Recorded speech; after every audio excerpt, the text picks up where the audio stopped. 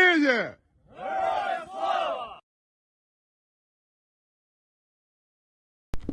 Hello everyone, my name is Paul. Welcome back to the new news. I hope that everyone's having a fantastic day, and I hope that you, your family, and your friends are safe. And if not, I do hope that you find that safety and security in the very near future.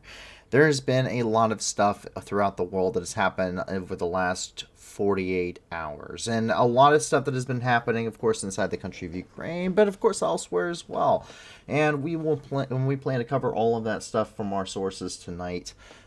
For you guys and kind of let you know what's happening throughout the world. And the whole point of this channel and the whole thing that we've been doing is to try and help people throughout the world by bringing information to you about what's happening in different parts of the world, but to also give you the way to, give you ways to be able to give back and to help these people that we talk about every single night in these stories. In these different news stories that are going on. So we have, of course, a bunch of donation links in the video description below. 70% or more of the donations that they receive go directly to their programs, with 30% or less going to things like salaries and administration's costs. And many of these organizations, actually their programs, many of them are in the high 80s, if not clear up to the high 90s of how much of the money is actually going to programs and not to things like fundraising and salaries and paperwork and all that stuff. So it's pretty amazing. Something we've gone through embedded.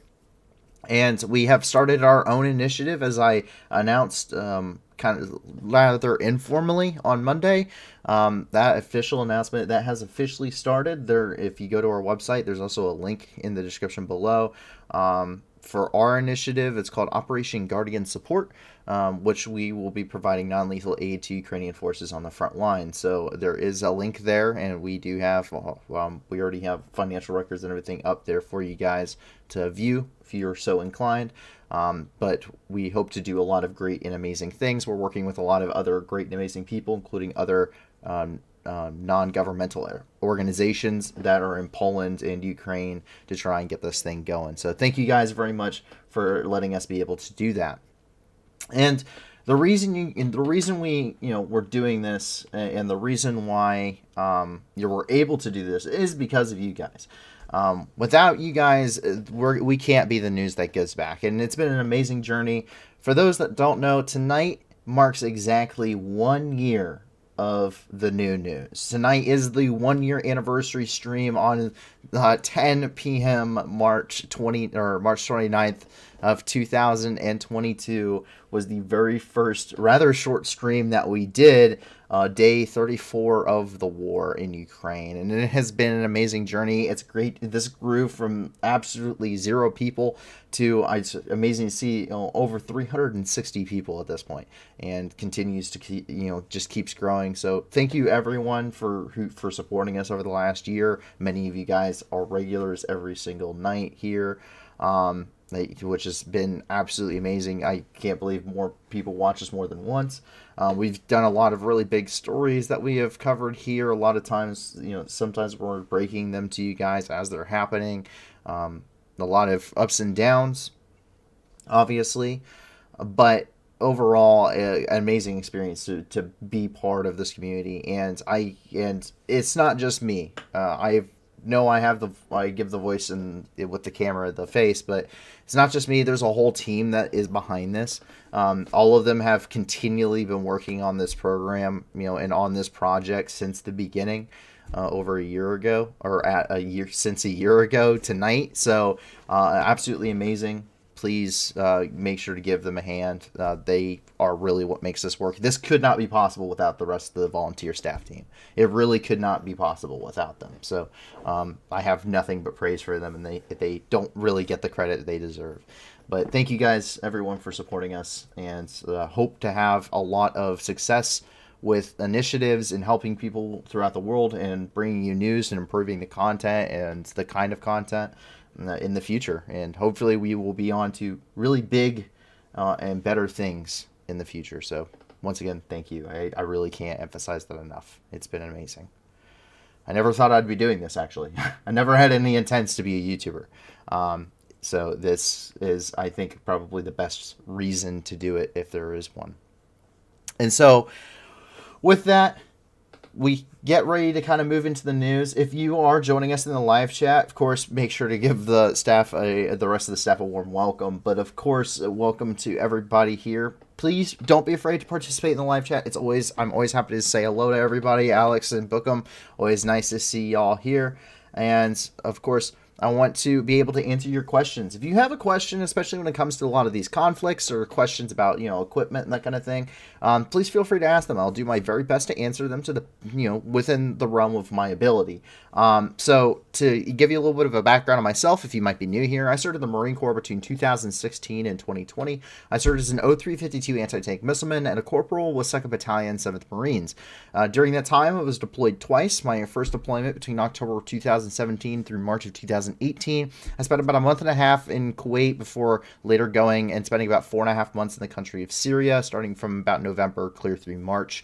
And then during that time, I was operating as just a javelin gunner and a tow missile gunner, as well as just a basic infantryman, whatever we needed to be done infantry-wise, in supporting Operation Inherent Resolve and Special Operations Forces there, as well as stabilization efforts within the Middle Euphrates River Valley.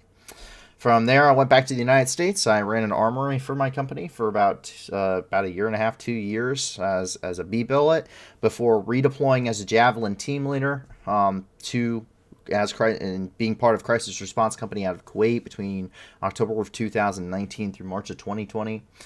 During that time, I spent most of my time in Kuwait doing training and that kind of thing. And then on New Year's of 2020, I was one of the 100 Marines that responded to the Baghdad embassy attacks. There, I secured the embassy with the rest of the Marine contingents, and then oversaw all anti-armor operations over the entire Baghdad embassy complex. After about a month and a half there, I rotated to Saudi Arabia, where I trained Saudi Arabian Marines.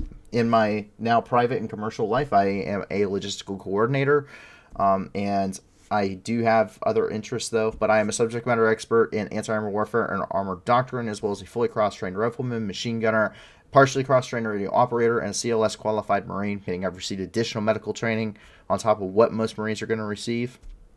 And I do have real-world experience providing aid to actual casualties. Outside of that, I do have interest in things such as geopolitics, human geography, history, science, that kind of thing, but I'm not an expert in any of them. And I always implore that you, as a viewer, there is absolutely no substitute for research on your own. And if you would like a starting point, our maps are available on our website as well, so please feel free to go and check them out. In fact, this one is actually available right now, and you can go and follow along with the stream if you're so inclined. But with that, we immediately now get to roll into the news and what has happened over the last 48 hours, starting with the country of Ukraine. It would appear that my co-host has decided that they want to lay next to me. My co-hosts are my pets, by the way. I have 3 cats and a dog. A lovely group. And it is fun, but this one apparently would like my attention. As we jump down here, and we start off the news here in Kyiv. Hello, everyone. Happy to see you. We start off with the news here in Kyiv.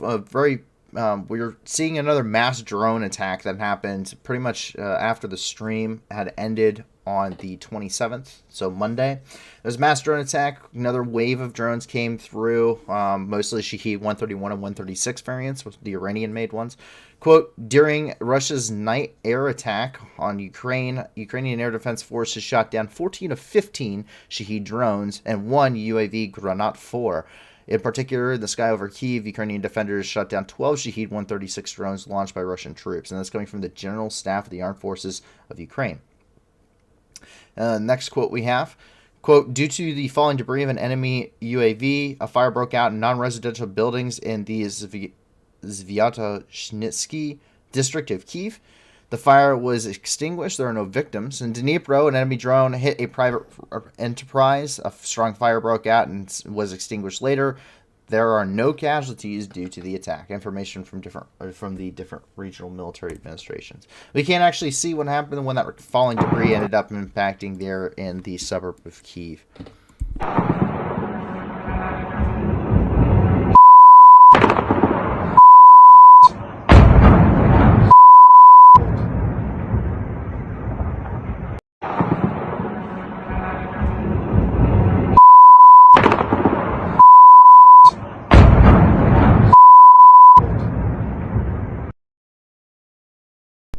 so as you can see there, obviously not a very good situation, but luckily no one was injured in that attack. As I said, my co-host would like my attention. Yes, would you like down? No, you would like to climb up there. So, as we continue here throughout the news, I apologize, everybody. Inky, please, could you move? Thank you. As we continue here, unfortunately, as much as I am joking with my co-host here, we do have kind of the somber duty of reporting the child casualty update. And, quote, since the beginning of Russia's full-scale war against Ukraine, 465 Ukrainian children have been killed, and 943 children have been injured. Most victims among children are from the Donetsk region, where over 394 Ukrainian children were reported missing. At the same time, 10,863 Ukrainian children were found, and 327 returned home. This coming from the press service of the Ukrainian Parliament's Commissioner for Human Rights. And following that, we have, quote, since the beginning of Russia's full-scale war against Ukraine, Russian forces have illegally deported about 19,514 Ukrainian children to the Russian Federation, coming from the Ministry of Reintegration and the Temporary Occupied Territories of Ukraine. Yes, hello. Everyone likes the cats. We will have a new one joining us here in about 2 weeks. He's currently sitting in quarantine. We're taking in a very, very sweet boy. His name is Javelin. We have named him Javelin after my favorite anti-armor weapon system in a personal usage of mine. So, very sweet boy. Very, very sweet boy. But he's in quarantine until we get him to the vet. And that was the earliest appointment I could find. So, we will see. 300 out of how many missing? Yeah, 327 return home out of 19,514, which have so far been deported. So quite a significant number. And the importance of these numbers, is something that should be pretty clarified. When you're talking about deportation of children, it's not just horrific in its own right, because it actually falls into other categories. When you're talking about so we have a lot of things that we have covered here in the past, and I think is worth reiterating from time to time.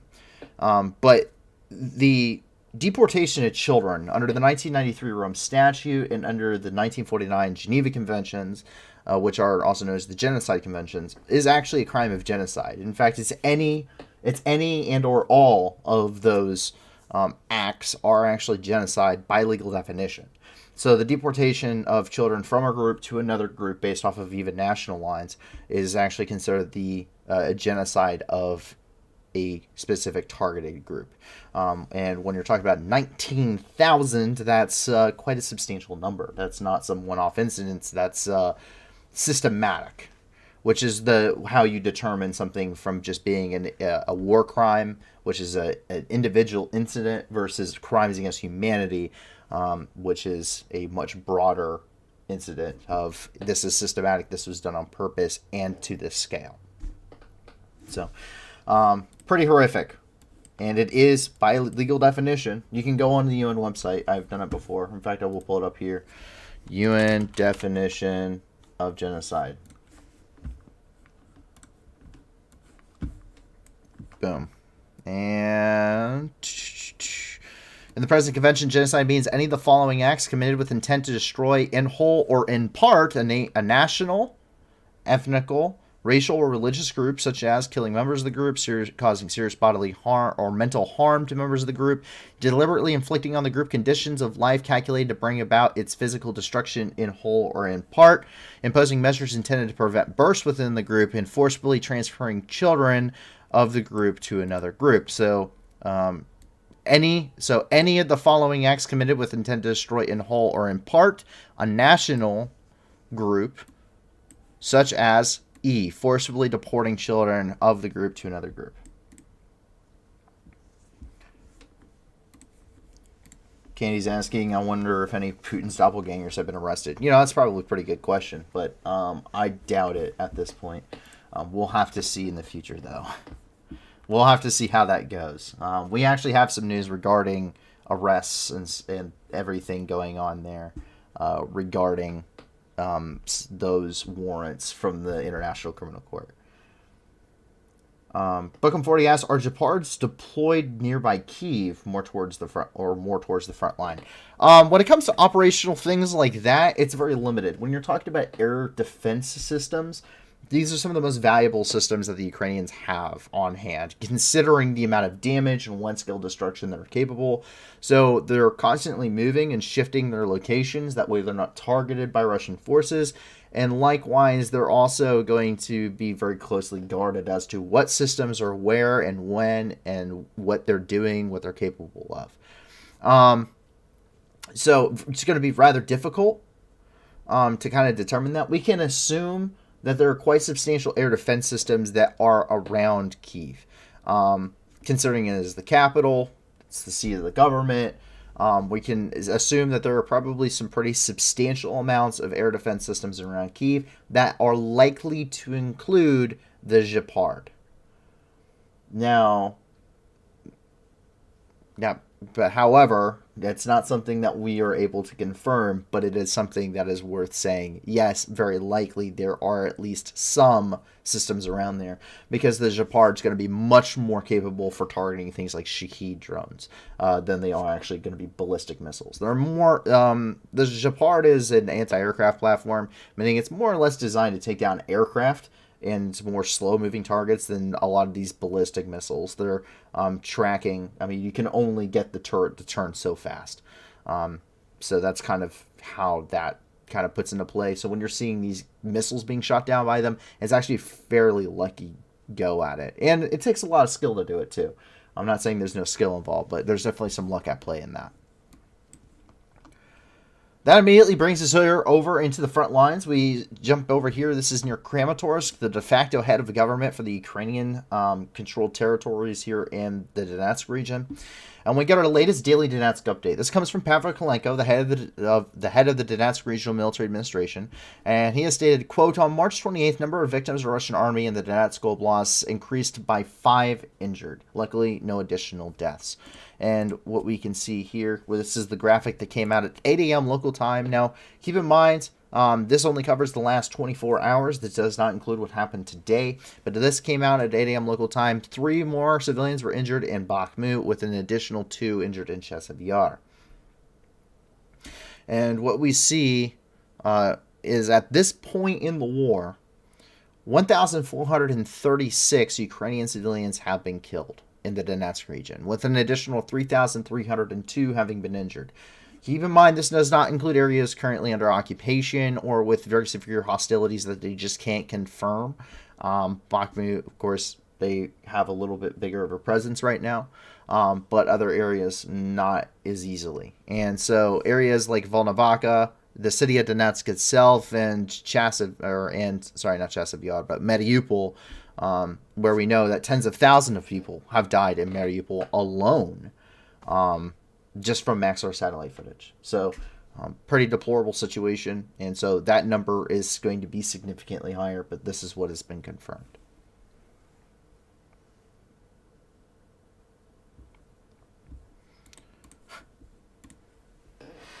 Bookham 40 says operational security. There are pictures of battalion-sized Ukrainian elements on the web. My question is, what Russian Air Force doing? Russian Air Force has no actual air superiority. You're going to see photos and videos of large groups of Ukrainian forces.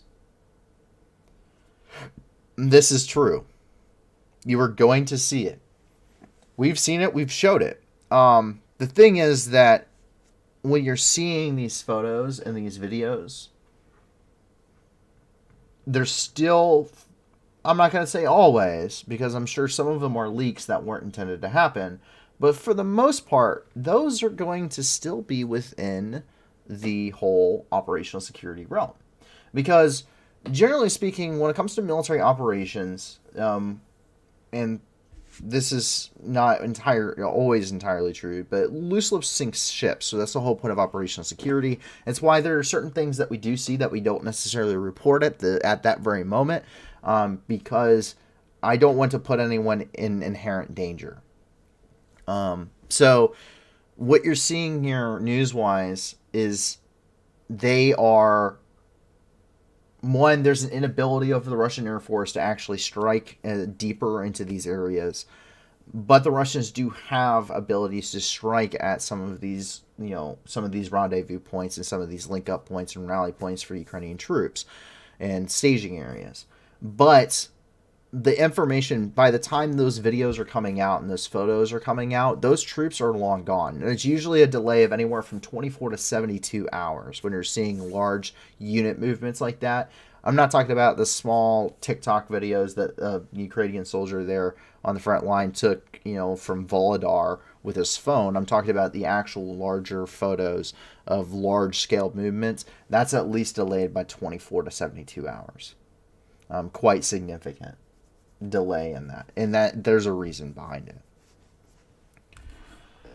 Speaking of frontline and combat and the dangers of operational security, we can see that Bakhmut does continue to fight on. In fact, very fierce fighting from what we've seen, but this information just is not clear enough to give you a decent picture of exactly what is happening on the ground. So we're going to continue to keep it rather general. I apologize if that is, kind of not what you're looking for.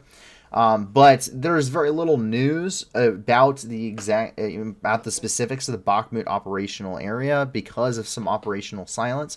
And so we know that they do control some of the main roads and they do remain intact. General Mark Milley to U.S. lawyers, quote, "For about the last 21 days, the Russians have not made any progress whatsoever in or and around Bakhmut, so it's a slaughter fest for the Russians." Bakhmut holds is what that really boils down to. And we can kind of see some of these situations, we can kind of see, kind of the dismal situations that Ukrainian forces are finding themselves in. I say dismal in the fact of this entire city has been completely destroyed, and you're talking about very urban combat, which urban combat is the deadliest form of combat.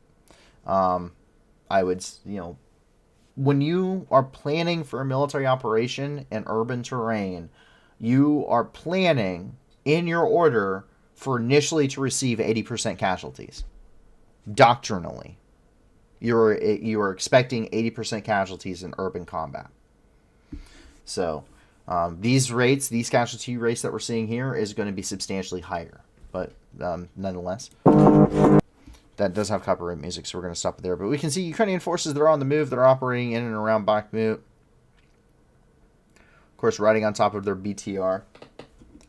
But you can see just the utter devastation of these cities, and of this city specifically. The first time I reported on Bakhmut was on June the 4th of 2022, with the fighting around there coming out of the Popasna pocket. So, just continual months. This battle will be raging for a year on end, come June. So, pretty devastating. Reports right now are that the fighting is really centralized is starting to get closer to the downtown of Bakhmut. That, once again, is not something we can necessarily confirm independently.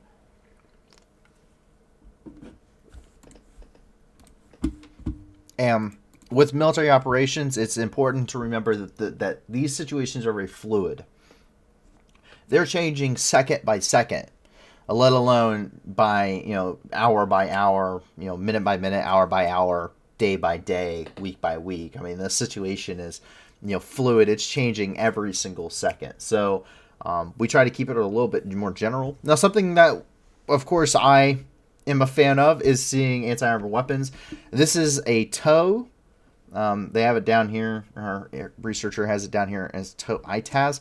This is an M41A7 Sabre system. This is the TOW system that is used by the U.S. forces currently. It replaced the old TOW 2 system that you see, being used in places like Afghanistan and what have you. This uses something called the ITAS. It's a targeting subsystem It's an optical subsystem. For those that don't know what a TOW missile is, it stands for Tubular-Launched Optically Tracked Wire-to-Command Link Guided Missile. It is that thing that is in the corner right there. That is a TOW-2 Alpha. That was fired. I have the tube still. So that is what a BGM-71 TOW missile looks like. And that's what the tube looks like. And we can take a look here. This is one at work. And what's very cool about this specific one is, I'm going to point out some stuff after we see this video, but they're getting some very nice stuff that not even I have seen, which should be a pretty good indicator. Something else, I'll point some other things out later, but we'll get through this for now. Давай, давай. Держу.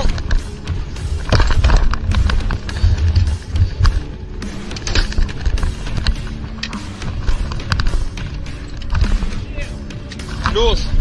Все, седайте в машину. Все, садитесь. Сейчас. Сейчас, секунду. Справа бачу.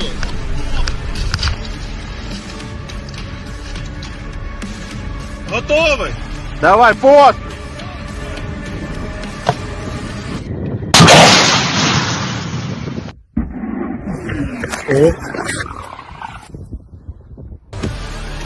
Ай-яй-яй-яй-яй. Туда прям.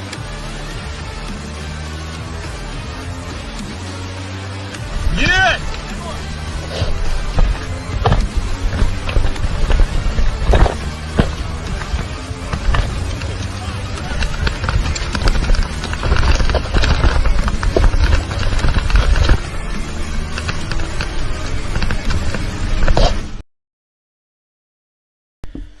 All right, so a little bit of breakdown for those that are interested, because a lot of people that jump on here kind of have interests in these things.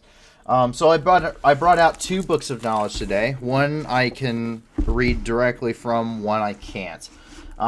So this one I can read directly from. For those that may be new here, this is my this is the book of knowledge. If you ever see anyone, reference it here. This is the Anti-Tank Missileman Student Handout Revised 2014 edition. This is what I received when I went through my MOS training to become an anti-tank missileman. And that's the one I can read directly out of. The other one is the Marine Corps Technical Manual for the M41A7 Saber system, which is for official use only, which I cannot, but I can definitely reference and kind of, skew my way around the wording. But those are a couple of documents I keep, and I have a whole bookshelf bottom of them. That's nothing but technical manuals down there of this stuff. And the first thing I want to point out is kind of the system itself. So the system of the TOW missile is made up of several different pieces.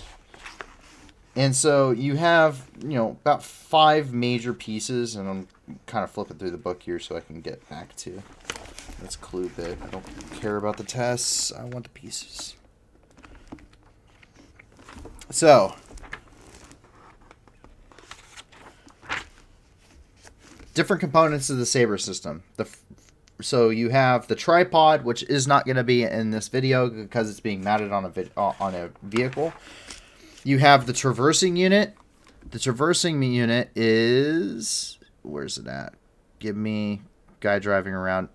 So what he's holding on to, so this section right here, that the handle's actually on, and the handle's on the unit itself when he's driving, what he's grabbing onto, this is the traversing unit. Then he also has the launch tube itself, this piece right here that the missile actually fits into. Let's see, come on. Continue over here. You have the ITAS. So the ITAS is this thing right here that he's resting his hand on. The ITAS actually has a name. It's called the Improved Target Acquisition Subsystem, or ITAS. And then on top of that is actually supposed to be another piece that we actually don't see here. And it's called a PAD, so the target or the Position Attitude Determination Subsystem.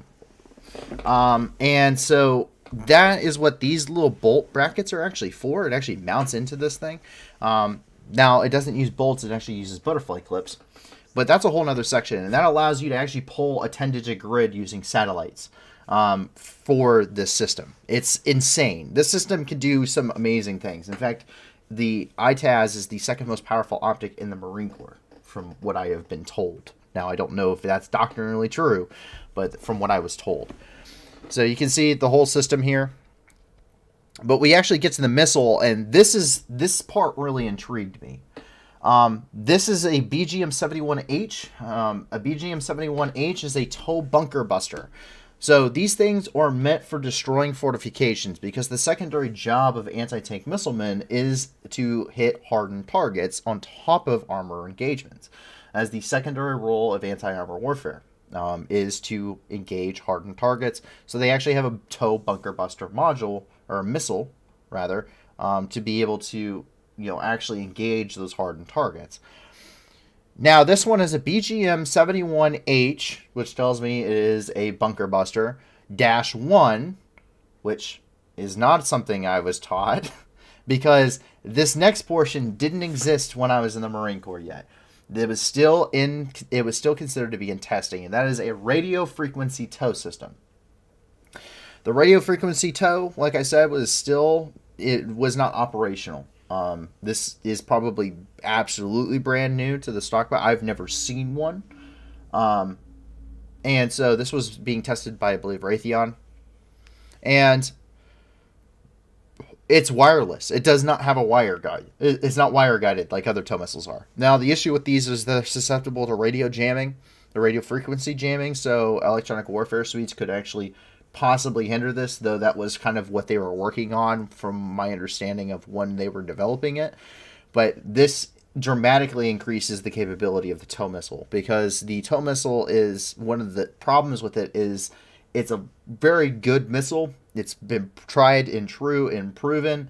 Very versatile, has different setups for different things, top attack, direct attack modes, everything you can defeat.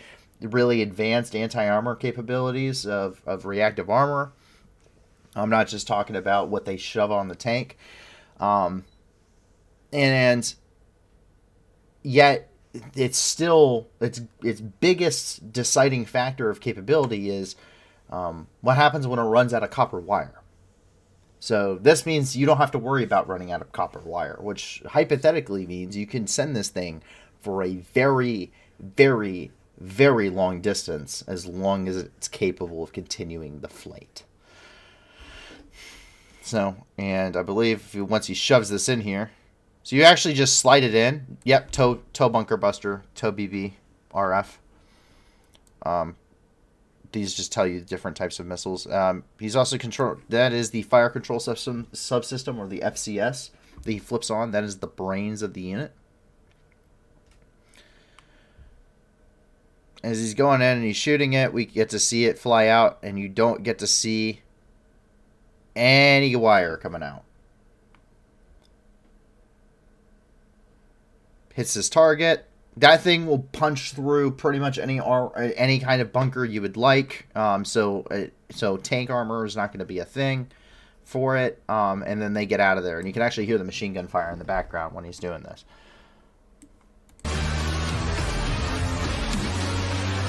Yes!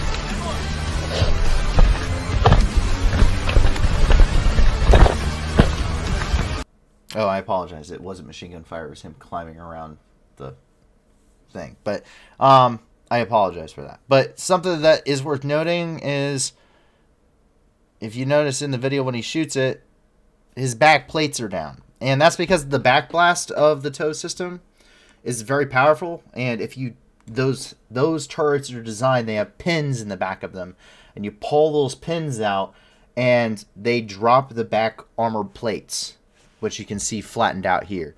The reason for that is, if he does not drop those plates, the backblast of the missile, when it's fired, will actually vent. It will hit that back plate, and it will vent down and into the vehicle, and the overpressure and the backblast of the missile will kill or seriously injure everyone inside the vehicle, including the gunner.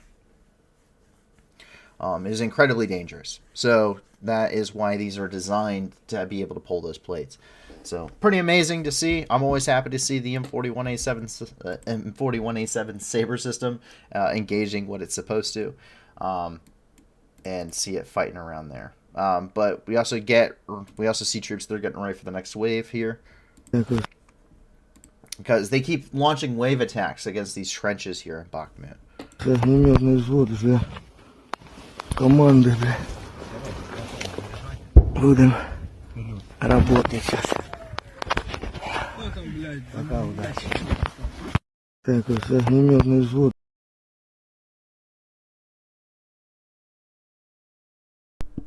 And of course we have my daughter's candy factory.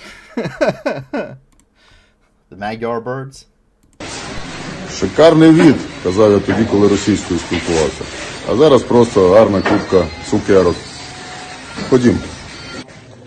Бажаю міцного. Мадяр з хохлом на зв'язку. Шалом. Хохол ще обмундирований, вони щойно з позиції повернувся. З цукрарні вам. So these are drone operators operating within this area, and they are the ones that, if you are seeing a lot of these videos of drones like dropping things into turrets and whatever, that's what these guys are doing. They are Magyar's birds. So, and Candy says that's actually pretty intriguing. Yeah, I absolutely love anti-warfare and the technicalities behind it. A lot of people think when it comes to warfare, they think it gets oversimplified. The amount of things you have to know to be actually good at your job as an infantryman it absolutely blows my mind when I first went and had to learn how to do it. It absolutely blows my mind how much someone has to know.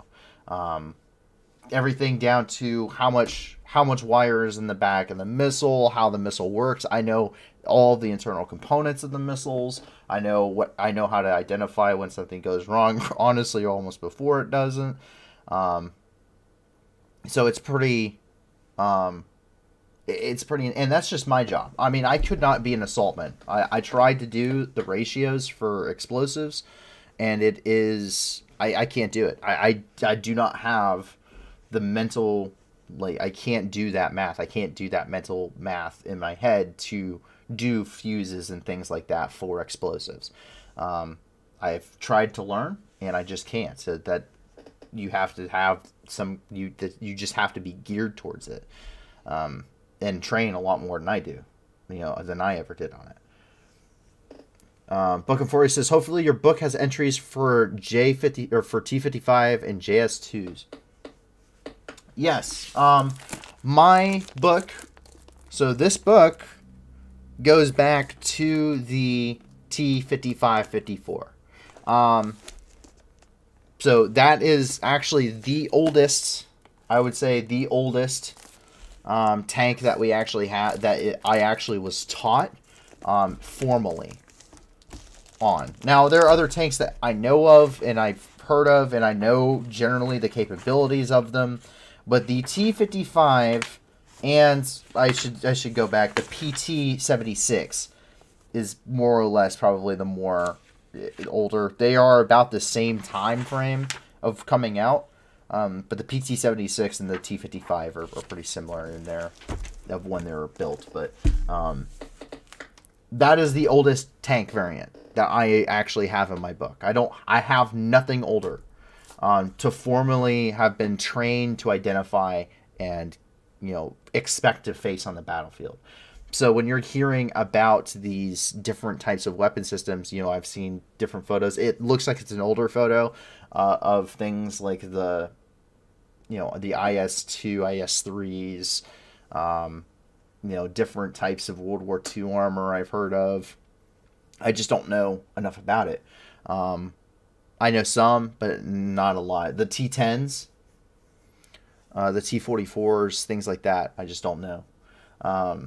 never formally taught, no basic characteristics, but everything past the T-55 is essentially, in order to get the first model, the first prototypes of the T-55, T-54 rolled off the assembly line as a system when Hitler was still alive, if that tells you how old it is.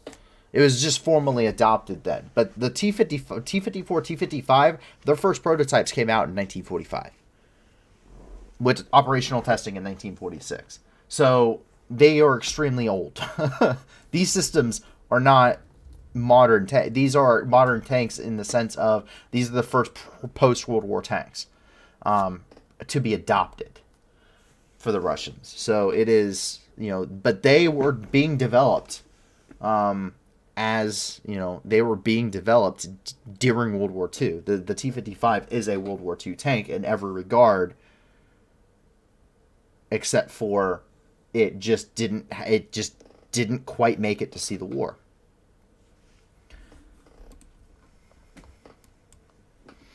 Continue here and into this area just over by the city of Donetsk.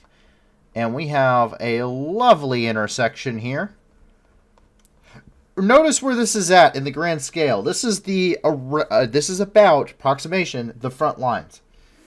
This is an approximation of the front lines here. This is the city of Donetsk. The city of Donetsk has been under occupation since before the invasion. Okay, this was the war in the Donbass development of Donetsk becoming under Russian occupation.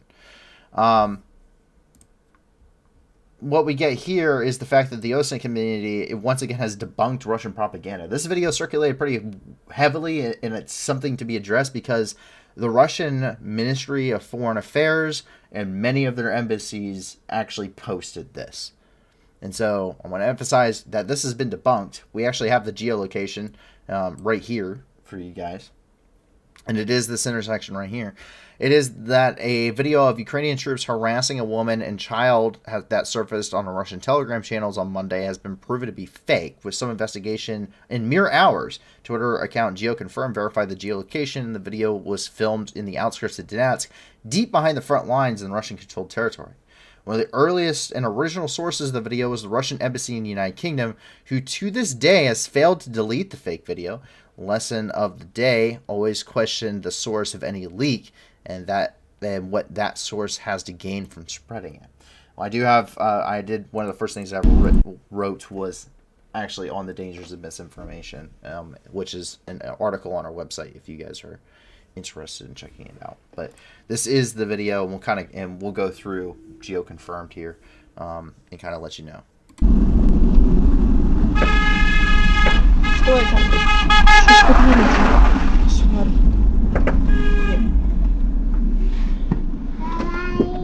Солнце, успокойся. Что происходит? Что они творят? Ти мразота, правила дорожнього руху знаєш? Не разговаривайте со мной. Ти так. колону бачила? Ти людей Да. моїх бачила, Да. техніку? Да. Хлопця мого, якого ти ледве не збила? Да, я никого не сбивала. Мразота, Такого не документи було. свої давай. Подождите, пожалуйста. Швидше, швидше! Пожалуйста, сейчас. Возьмите. Так, слухай мене. Мустафаєва Аїда Сапферовна. Да, Ще раз да, я побачу тебе на цій дорозі. да, это я. Ще раз, сволота. Ти Не будеш на разговаривайте, пожалуйста, со мной. Слухай мене, бля. По-перше, розмовляй зі мною державною мовою, свиня. кричите, пожалуйста. Свиня, свинячою Не мовою зі мною не разговаривайте, не розмовляй. сравнивайте, пожалуйста, с этим Ти що, животным. тупа? Я не подивлюся. Я зараз не подивлюся на Нет, не дитину. разговаривайте, пожалуйста, не Ти нужно ничего мразота, ти делать. тупа? Нет, я не тупая, не нужно. Что вы делаете? Что вы делаете? So we can stop that here. So why is resolution 480p? It's a Russian dash cam, man. That's all you need to know. Secondly, we've seen different types of crosses being used on Ukrainian vehicles. The actual German Iron Cross is not one that I've seen a lot of. It's not that I haven't seen it, I just haven't seen a lot of it. That would be what this is. As the actual World War II style German Iron Cross. So, yeah, no. Secondly, this is supposed to be like the front lines area. These guys' posture does not say front lines whatsoever. If this guy was stopping a woman and child, like in the front line areas, why? First off, why is he stopping her? Secondly, what is the point of them firing off rounds? Like, what is the point of doing that? You're not going to get any, like, that doesn't help your situation at all.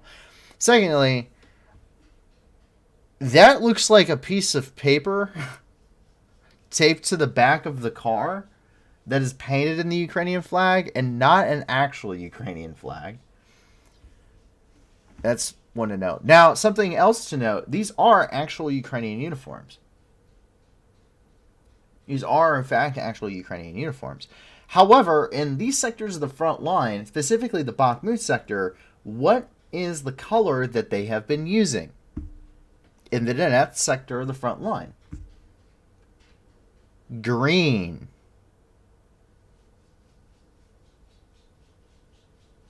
So, it's green. I don't know if you look at the videos of troops there on the front, you'll see that right now they're utilizing green. They're rotating their stuff. They're rotating their actual stuff. So, kind of very important to note when you're looking at identifying marks. But there is also no license plate. I think that's kind of something interesting to identify if it's Ukrainian or not. And then these guys just take off. Well, this was geo-confirmed. Okay, and this is the Russian Embassy of the United Kingdom. Right? This is the Russian Embassy in the United Kingdom. And this was geo-confirmed to have been, not a thing. So if we actually go to geo-confirmed. Thank you, geo-confirmed.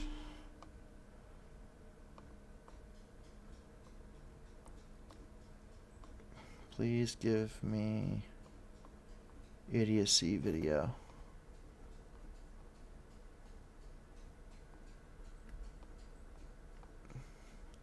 Sorry, I gotta go through here and actually find it. I apologize, everybody. Trenches. Da, da, da, da. There we go.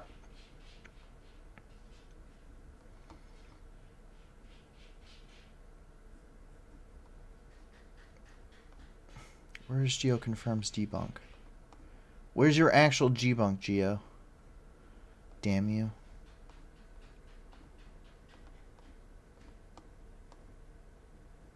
I had it too.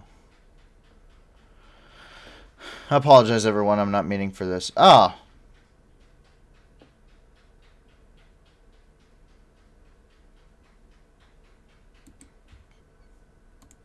Okay, so the angle's Matt. So this is GeoConfirm's debunk, and they are probably one of the leading geoconfirmation groups out there.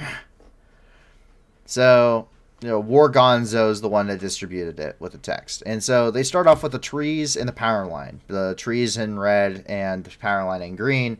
And we can see the power line and the trees here on satellite footage. Okay, they continue. Additional tree, power line to the left, to the right. We can see the imaging from the angles for the light that's coming in. You see additional trees there, and the main tree here in blue. This is now all lines up to these power lines. Main tree, trees in the foreground. Okay, so we have the angle where it's going down the road. We can now also identify the little white boxes on the side of the road that's right nearby. Right there. The Ukrainian flag, cross, uniform, all to be visible. So we can identify that as, yeah, these guys aren't Ukrainian troops. And they can see actually this electrical pole was found here. So this is this intersection right here. There's the power line. There's the large grove of trees. There's the trees in the line.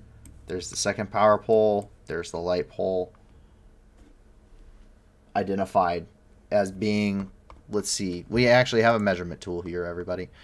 This is roughly 18 miles from the nearest Ukrainian forces. Which, if you know anything about warfare, is quite a considerable distance for ground forces to travel in a war zone.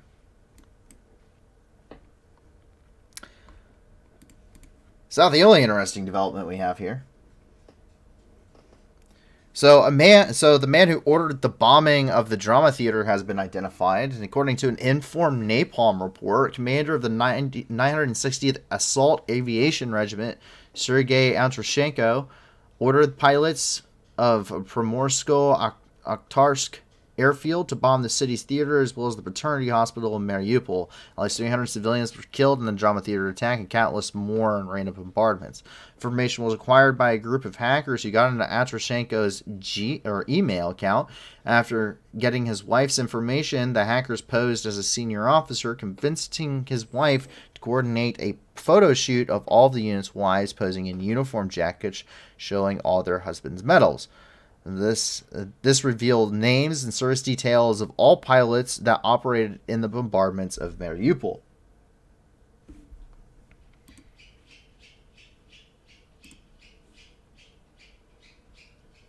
We now know all 12 pilots who were part of the Mariupol bombings.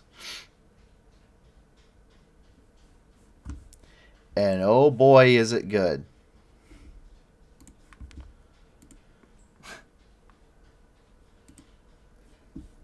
In case you're wondering who this guy is from the informed napalm report, yep, that would be him right here. And not only that,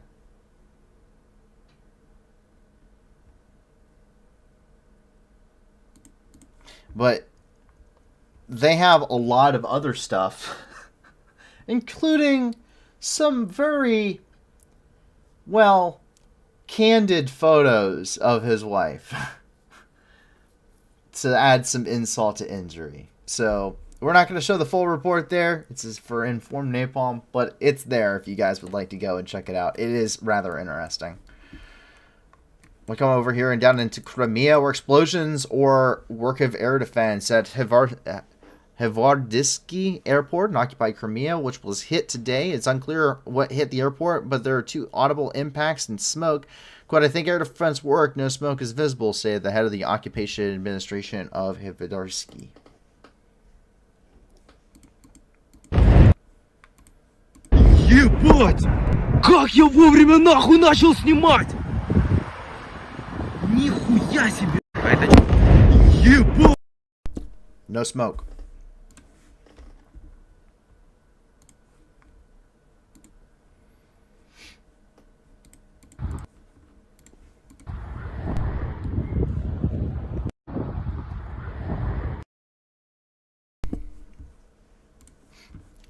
This continues as Ukraine targets more airfields in more locations across occupied area, including Melitopol, reportedly.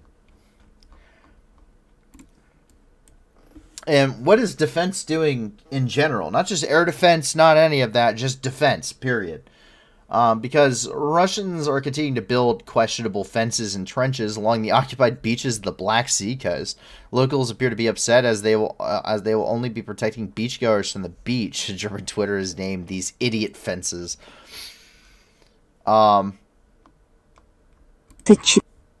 Yeah, so just take a look. 4 марта. Вот это наше заграждение уже от Майами пошло. Покупались. 20 we've continued to see this, and I don't understand the methodology behind this, really. I don't, other than to like the propaganda purposes, but it seems like a giant waste of resources if it's just for propaganda. In the Marine Corps, like, the whole point of the Marine Corps, especially in its 2030 doctrine, is to do amphibious landings against fortified beachheads. Like, that's like the whole purpose. Like, that's the bread and butter of what the Marine Corps does. And I know that not every country is capable of what the United States is in, like, conducting amphibious landings, right? But I don't think that would stop, I don't know, any World War II equipment from trying to get onto that beachhead. Let alone, like, modern stuff. Like that doesn't look like... it feels like it'll accidentally blow over if it catches the wind wrong. This is not how you make defensive positions on a beach, first off.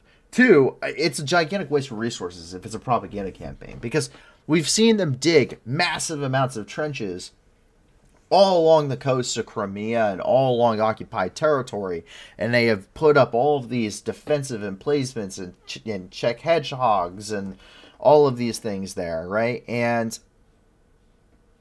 Ukraine doesn't really even have a navy. In order to launch an amphibious, like, landing, you need a navy. And Ukraine really doesn't have one. So there's, like, I don't understand the reasoning behind this. Like even if you consider everything else, even if equally as bad, even if the Russians did this defensive position equally as bad, but in, like, Luhansk or Donetsk or Zaporizhia, right? Like, not even any better of workmanship, just equally as bad.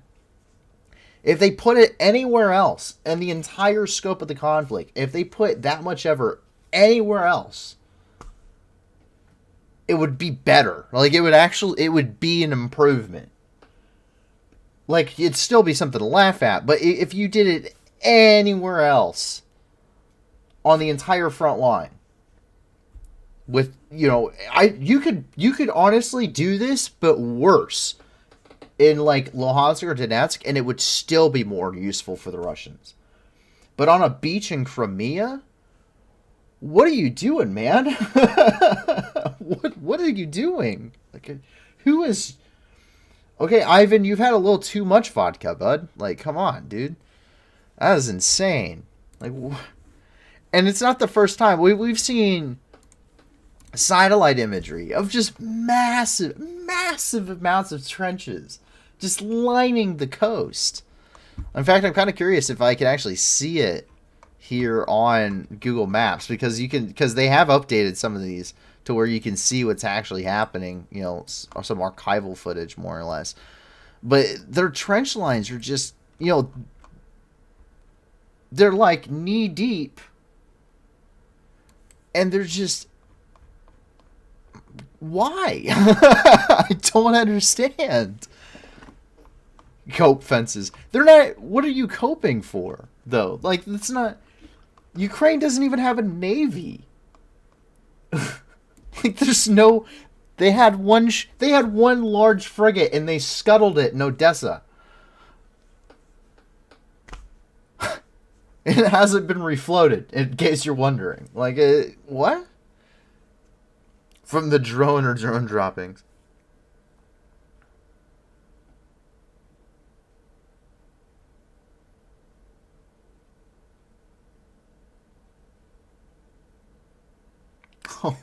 William Young says maybe they think coastal defense helps versus land army, as they didn't do the tutorial for this video game.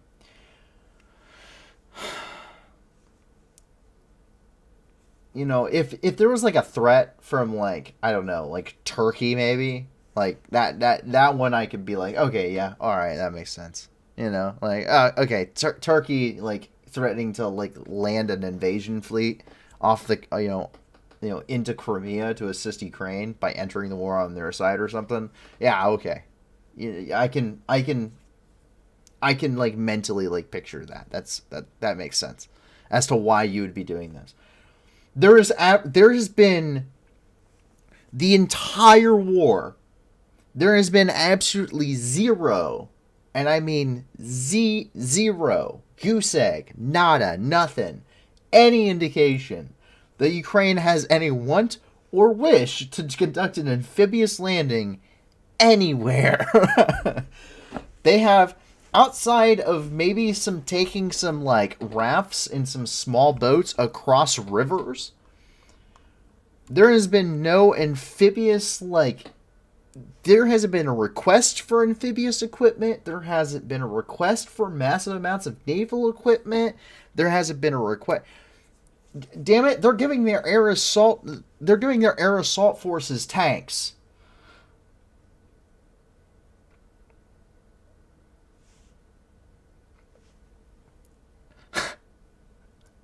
Think about it. The Ukrainians are giving their air assault forces tanks. Okay? Which does not coincide with air assault's job. Like, they're not focused like on what air assault doctrinally is supposed to do. Like, they're just focused on, hey, we need good troops that have tanks, nice tanks. The Ukrainian Navy has been fighting everywhere but at sea. They have conducted zero amphibious landings, mind you, anywhere in this entire campaign. They have fought more in the northern part of the country, the furthest away from the ocean in the eastern part of the country, as far away from the ocean as physically possible, than they have operated actually around the ocean. The closest that I think Ukrainian Marines have actually been to fighting anywhere near where their natural habitat is supposed to be is in the Battle of Mariupol. And you didn't exactly see landing craft bringing them supplies to the beaches, did you? Like, what? It just, like, strategically, tactically, commonsensically, makes no sense. Makes no sense. At all. I don't know. Like, I physically cannot mentally put the wires together as to why, in any way, shape, or form, it is happening, and to the extent that it is happening, is what baffles me. Onesies and twosies here and there, okay, you know what, whatever. Like, some key strategic points, and maybe, just in case at a later time, whatever. But every beach in the whole damn peninsula is a little, that's way, I don't get it. I cannot. The wires in my brain connect a little bit too well, I think. I think someone had a short and that no one has tried to fix it. But outside of that, that is everything inside of the country of Ukraine.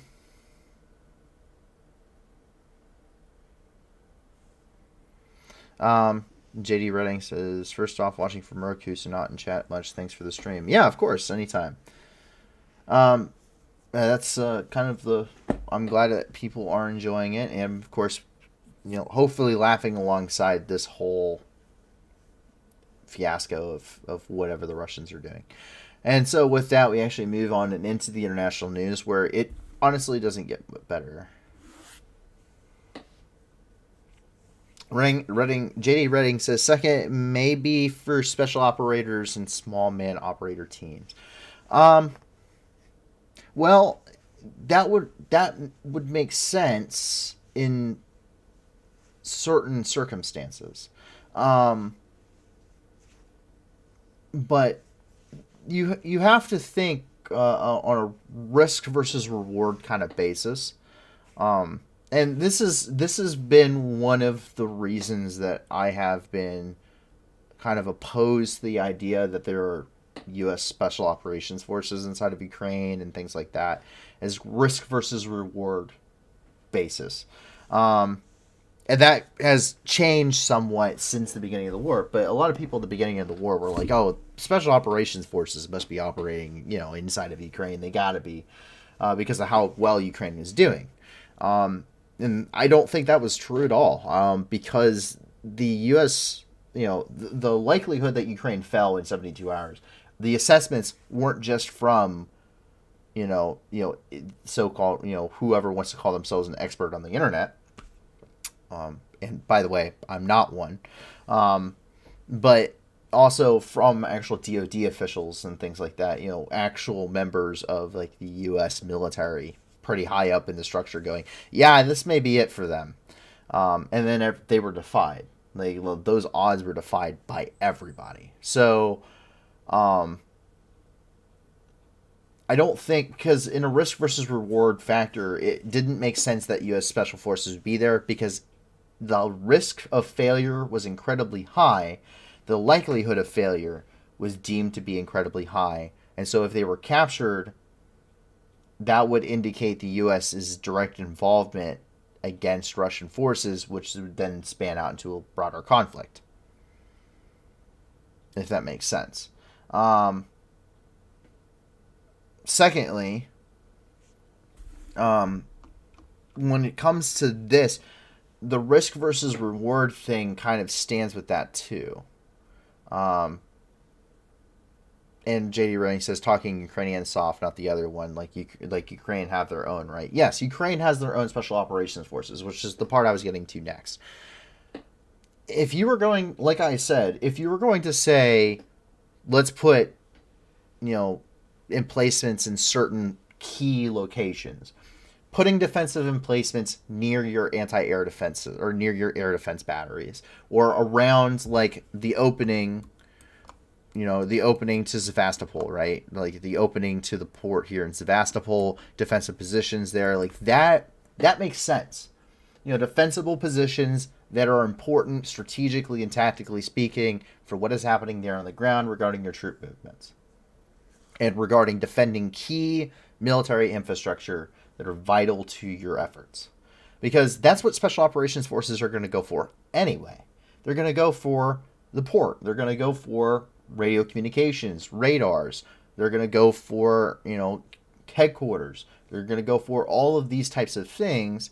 That's what Special Operations is going to mostly be doing, is conducting reconnaissance, sabotage, and a big part of it is actually creating a guerrilla movement, or a partisan movement, as we prefer to use here for Ukraine, which is something that they already are. They're already doing that. So it's not... So when you're looking at...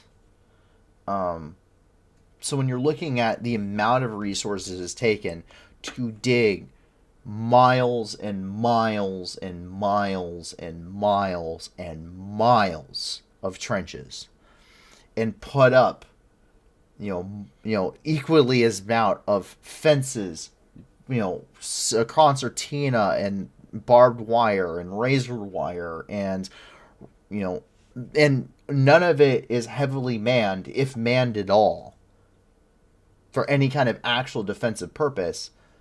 And also that you don't see, with that, for instance, you saw a couple different, where they had the video, but you don't see any actual like machine gun emplacements. You don't see any kind of watch emplacements. You don't see anything like that, which tells me it's literally just there to sit there, and so that way they can go and do something else. It's not, when you're looking at the risk versus reward,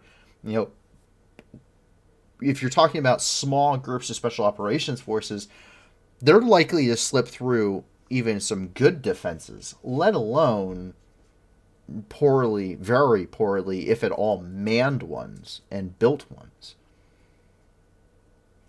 So that's the amount of resources that is going into it doesn't make sense for that point is kind of what I'm going for. It's so overdone that it kind of rules itself out of, this is to stop small groups. You don't put that much time and energy and money that could be dedicated to something else into something that specific. because it's just not. You would say that for, I think a good example of that would be heavy defenses around the Kerch Bridge. Makes 100% complete sense for both special operations forces and for what's going, whatever else, air defense systems, anti-irradiation missiles, whatever you're going to put around the Kerch Strait. That makes sense. It's a vital shipping lane between the Sea of Azov and the Black Sea. It's also the one major connection here in the south between Russia and Crimea and therefore Ukraine. And so that makes sense to actually protect that. Put a lot of defenses there because that is something that is a key target. Middle of nowhere here on the beach. There's no point in that. If the enemy's if the enemy is going, if the Ukrainians, for the Russians I said the enemy, but if the Ukrainians are going to attack that position, they're not coming in from the sea, they're coming here from Kherson. Which, so that, kind of continues on of risk versus reward, what you're doing, is it worth it? Is the quantity worth it? Is the extent worth it compared to what you're going to get out of it? And I don't think it is. Because the Ukrainians don't give a damn outside of, maybe if seeing if they have like a headquarters or a radar or something here, which they'll identify for drones much more easily and less resource intensively. They're more worried about what's up here within air defense range and what's within their weapons envelopes and radar envelopes to be able to actually see, and launch points, which are going to be much significantly closer. In fact, just over here, Chaplinka right here is actually a helicopter base. It has a built up helicopter fleets. They built a forward operating base for the helicopter fleet that was originally located here at the Kherson International Airport near Chernobivka. So, Chaplinka, which is even closer to the front than back here is more of something to be worried about than this location. This is a much more strategic point for both sides than this ever will be. This means nothing strategically or tactically. And very famously, if you try to defend everything, you cannot defend anything. When it comes to war, you have to focus on the strategic and tactically important things. So I hope that kind of answers your question. I'm sorry if I kind of just really, really shut down on that, JD. But that's kind of, I can see where a lot of that comes from and where a lot of people are thinking there. But that's why I just can't help but laugh, when I see it. Anyway, getting back to the international news.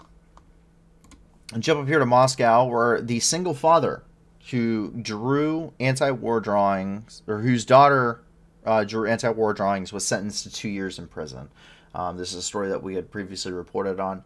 Alexei Moskalev, a single father who's charged with a felony discrediting of the military after his 6th grade daughter submitted an anti-war drawing to art class, has been sentenced to 2 years in prison on Tuesday. After a brief attempt to escape house arrest following the sentencing, Alexei Moskalev was captured by the Russian authorities. The court has ruled that his daughter is to remain in an orphanage, and so we do get to see that here, coming from Visegrad 24. This is the last time Masha Moskalev was seen in public. Police had just detained her father for anti-war social media posts. Masha was taken to a children's home. It was on March the 1st. But the story began last year with a picture. 12-year-old Masha drew it at school. "Glory to Ukraine," it says. "No to war," as Russian missiles fly in. Then the problems started.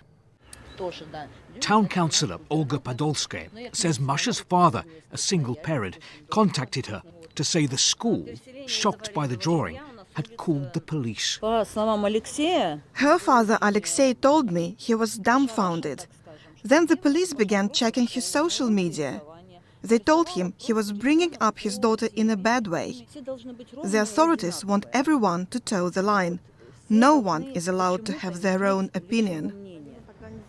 Alexei is under house arrest and not allowed to talk to us. Since Masha drew that picture, he's been charged twice with discrediting the Russian army. He could now be sent to prison. His lawyer says Alexei is distraught without his child. Alexei is very worried about his daughter. He doesn't know what's happening to her. The social services seem obsessed with this family. I think that's purely for political reasons. So this is all coming from BBC, by the way.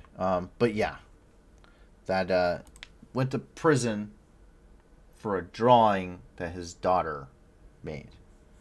In stark contrast, that's apparently wrong for the Russians. In stark contrast, this is what they consider to be acceptable child behavior. This is fresh footage from Yesk.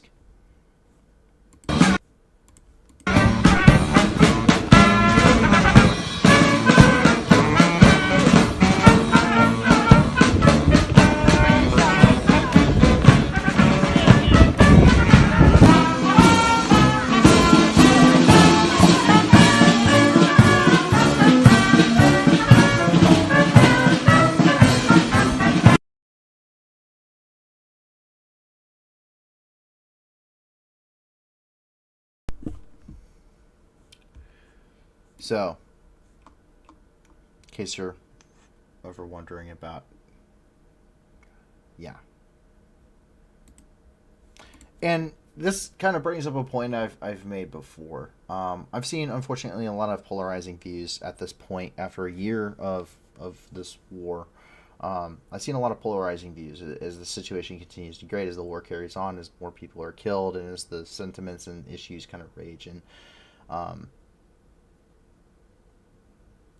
something that I have found personally, and this may just be, unfortunately, the group of people that I have been around for the last year, that people have polarized to not just saying it is the, not just saying it's the Russian military or the Russian government, but blaming the entirety of the people, and every person that's there.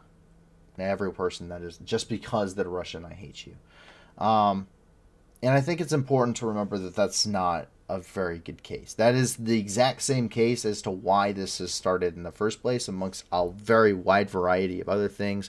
But that is a major characteristic as to how this whole situation started. There is, unfortunately, a lot of Russians that do believe and do back the government. But one Russian you can certainly say that did not was the one that just went to prison because his daughter made a piece of artwork at school and was now sentenced to 2 years in prison, and his daughter is now in an orphanage. You can very safely say that neither of them support this war or what is happening.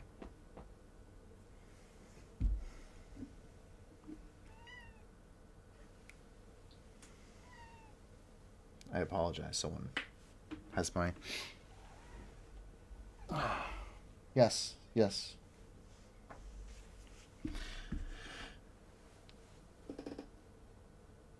So that is my 2 cents on that issue. I think it's important to remember that we're dealing with people. This is people. And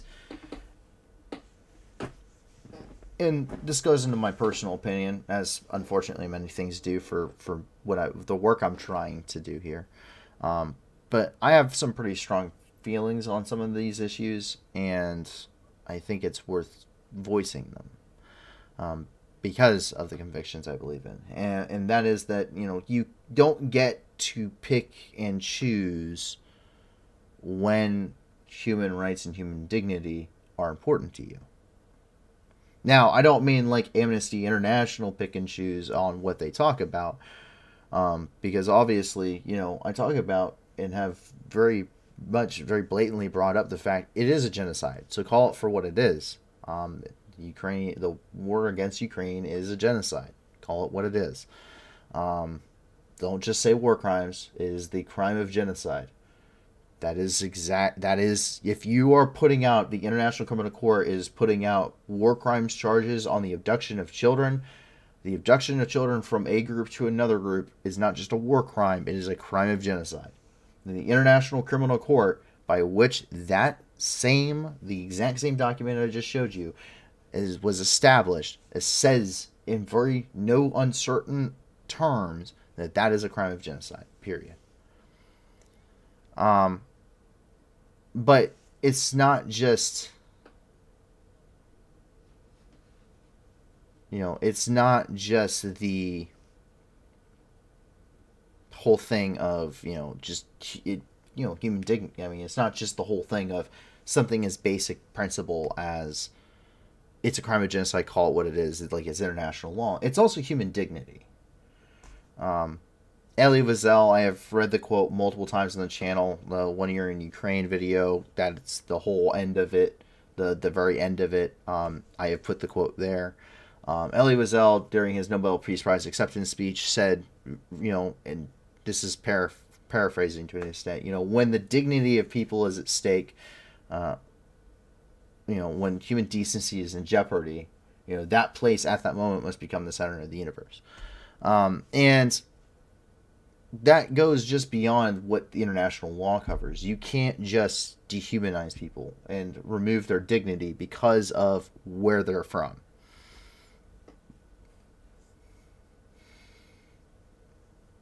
So, that's my opinion on that. I understand the feelings. I understand the harsh feelings. I had a very personal experience-wise. I, for a long time, said I hated the Russians.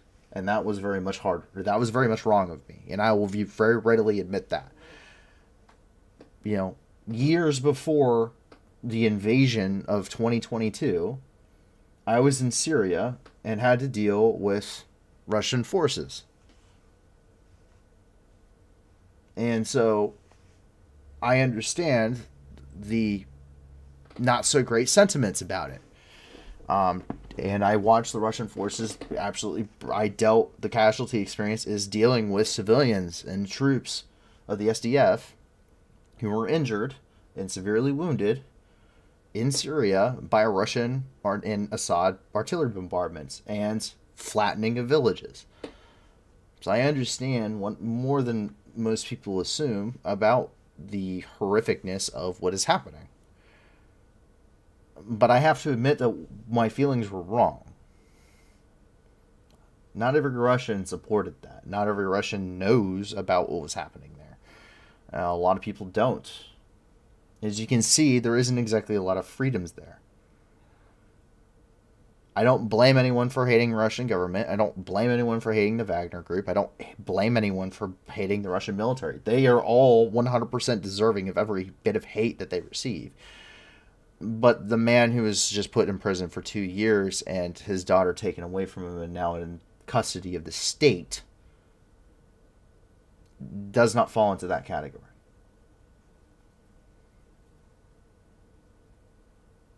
Neither do the people that were arrested after the horrific attacks on Dnipro for laying flowers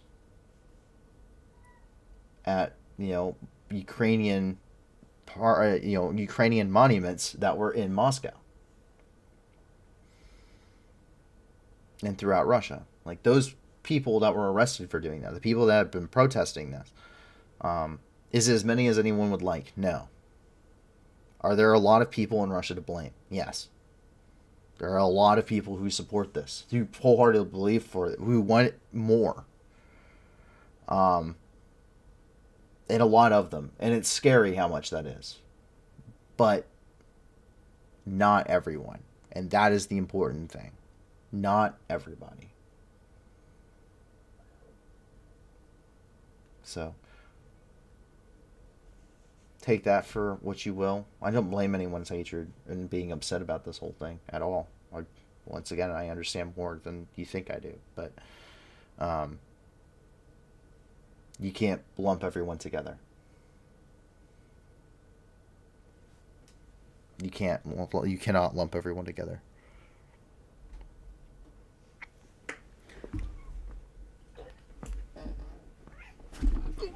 Oh, ouch. Someone just bit the hell out of me. Ow. I am sorry. You wanted my attention, you now have it.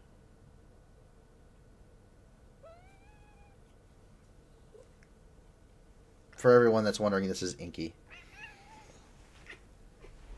But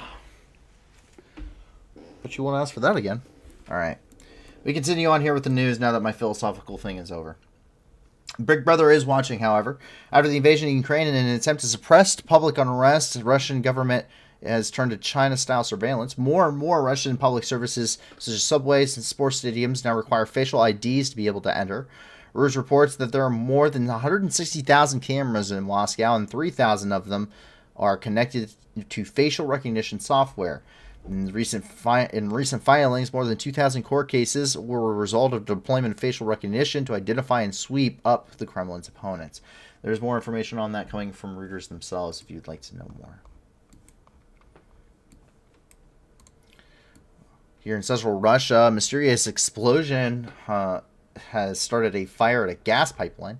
The ongoing fire has reportedly caused multiple forest fires to break out. According to the Ministry of Emergency Situations, they have dispatched fire and emergency crews to the site.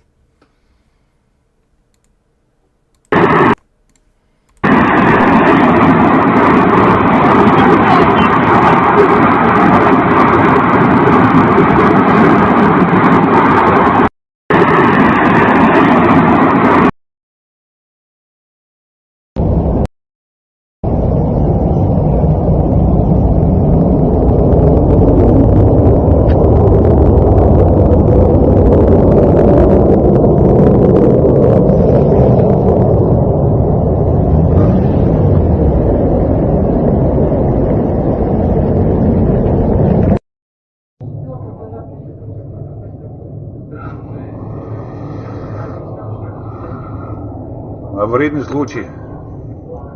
Разрыв газопровода, похоже, у дороги слева.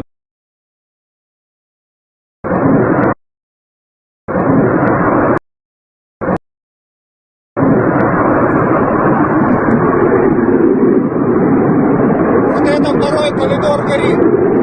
Хорошо горит.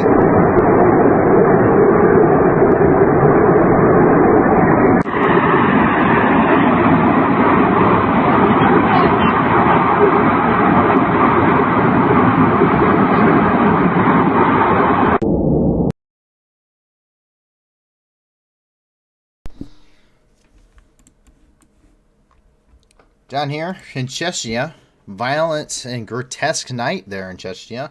Two identified men have been killed by Chechen police after they attacked a police checkpoint on the night of the 28th. This happened after what happened after is hard to describe any other way than bizarre.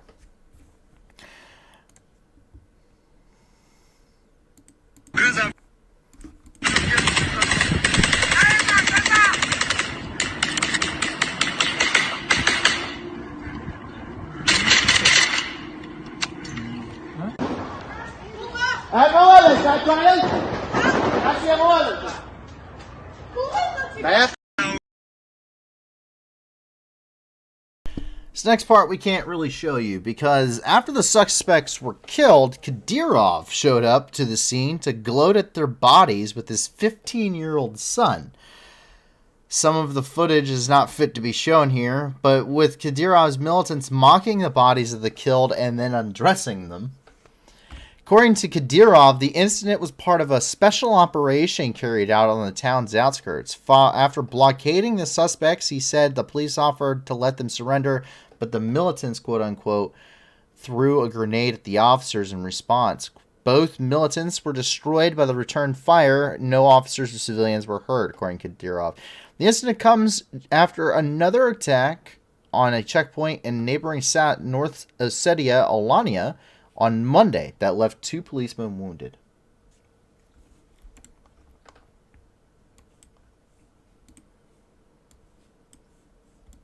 In France, A Russian soldier has admitted to committing war crimes after being granted asylum.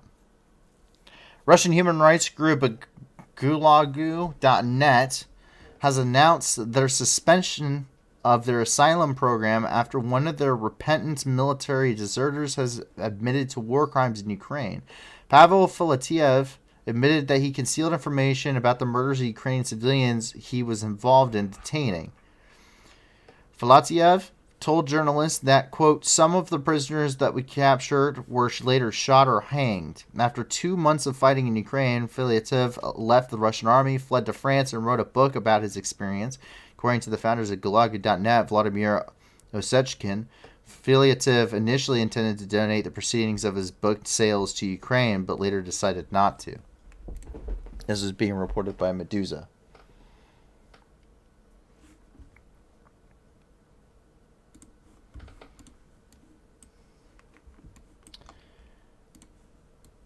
While in Portugal, 2 people were killed at the Ismaili Muslim Center. The Ismaili Religious Center of Lisbon. There was an attack on the parishioners. A man with a knife entered the building and stabbed 3 people. 2 of them died and 1 was injured. Officers asked the suspect to stop the attack, but he disobeyed and was shot. And then he was detained and taken to the hospital. The motive for the attack on Tuesday is not clear. The attacker is believed to be Afghan, and the 2 victims were Portuguese women. One of the attackers'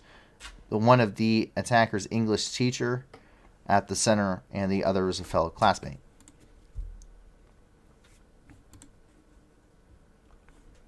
And that is the center. An announcement from Portugal regarding it.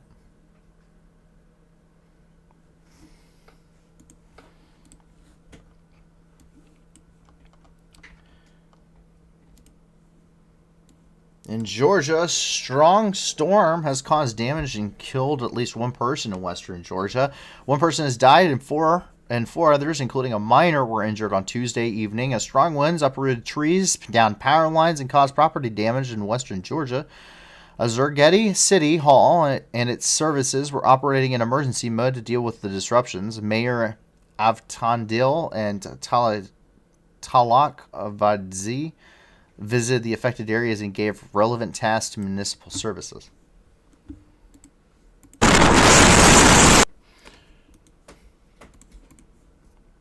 I'm going to go ahead and mute that because that is rough.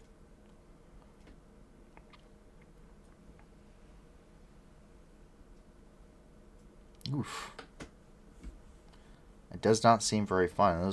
Those seem like some pretty harsh straight line winds.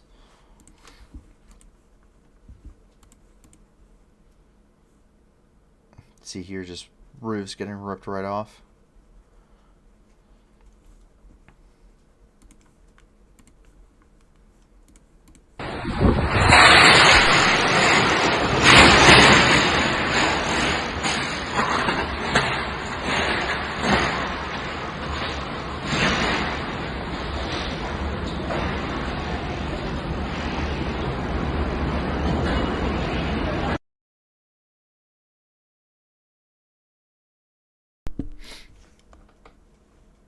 In Armenia, Russia has threatened consequences for agreeing to send Putin to The Hague.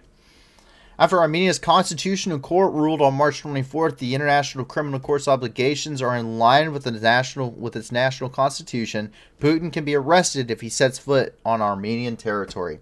Russian officials responded with, "Our Armenian colleagues are warned of the extremely negative consequences of their possible steps for bilateral relations with Russia." While in Baku, Azerbaijan, suspected Iranian operatives attempted to assassinate an Azerbaijani MP. Azerbaijani MP Fazil Mustafa, a vocal critic of Iran's mullah regime, was shot outside his home yesterday. He is critically injured with gunshot wounds to his shoulder and leg, and his condition remains stable. Covering the news, the attack Telegram channel affiliated with Iran's IRGC called him a staunch enemy of Shia Muslims.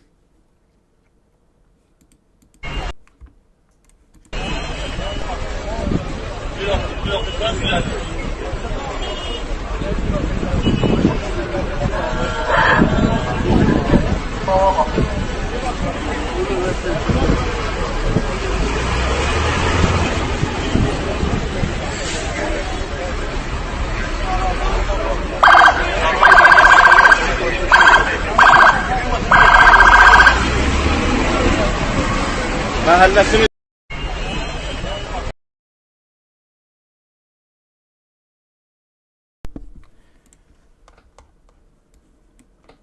We jump over here and into the southern part of Kazakhstan, where a huge drug operation was destroyed. The National Security Committee of Kazakhstan destroyed a laboratory with a record batch of synthetic drugs in the Turkestan region. More than 200 kilograms of psychotropic substances and 15 tons of precursors and laboratory equipment were confiscated. The organizer of the drug factory, the drug laboratory, a foreigner with no disclosed country of origin, was detained.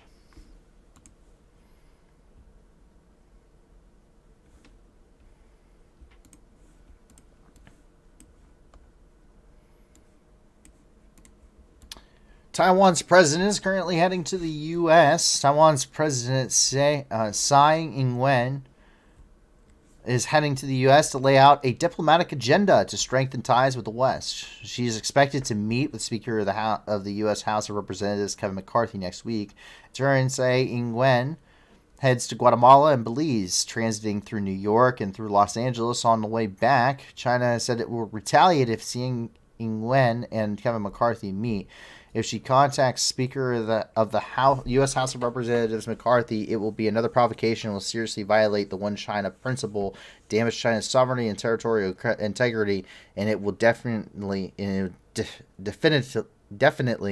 take measures to strongly fight back. We will see how that goes.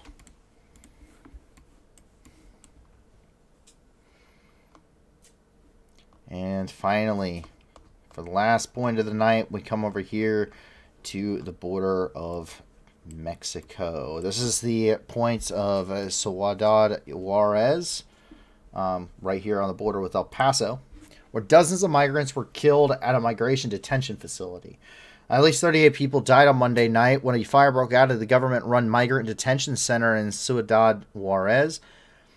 The deadly blaze has underlined the urgent situation in the Mexican cities along the border, which has been inundated with migrants sent back from the U.S. by pandemic-era public health restrictions. The fire at the National Migration Institute facility started shortly after 10 p.m. inside an accommodation area. 68 men from the Central and South America were being held at the facility. Mexico's President Andres Manuel López Obrador has said that the men detained at the center were angry at the officials and have been demonstrating against their deportation.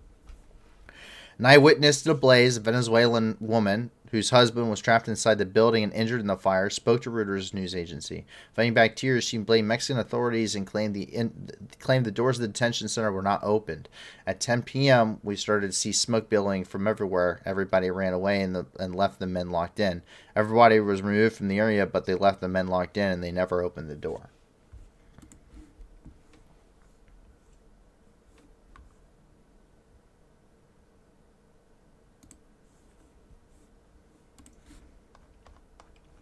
And that is the last point we have tonight when it comes to the news, from at least our sources. Quite a bit of people, or quite a lot of things obviously happening throughout the world. A lot of stuff that is pretty terrible, though. And so that's why I hope that you guys will, help us and be the news that gives back. If you jump down into the video description below, you're going to find a ton of different organizations down there, all of which 70% or more that are donations go to their programs, meaning they go directly to helping people, and many of them go up to 80, 90, almost 100% of their donations go to actually helping people instead of those administration's costs. I highly encourage you guys go and check them out. If you can't give a lot, give a little. If you can't give anything at all, that's okay too. We've got plenty of things you can do to help us out, help us extend our reach. The more people that are, that subscribe to this, share this, like this, comment on this, amongst, with your communities. I mean, this, the more this project will grow, the more people that will come here, watch the news, get informed on what's going on, hopefully have some good, discussions here in the chat as we always have been, and hopefully be able to do a lot of good with it. And please don't forget that we did launch our own initiative as well, if you guys are interested. The point of the project, its Operation Guardian Support, is to help, is to deliver supplies, non-lethal military supplies such as equipment and as well as medical equipment and supplies as well to Ukraine. We're currently working with other NGOs throughout the globe, specifically there in Poland and in Ukraine, to get it to the front lines. And we're setting up the logistical networks now. But the donation link is on our website. We do have a page for it. If you guys would like to go and check it out, I would really appreciate it. But thank you guys very much for the support. Thank you for supporting us over the last year. It has been an amazing journey, and I cannot wait to see where this initiative, where this channel, and where this organization goes. Thank you for letting us all do what we do here and the support that you guys have given us.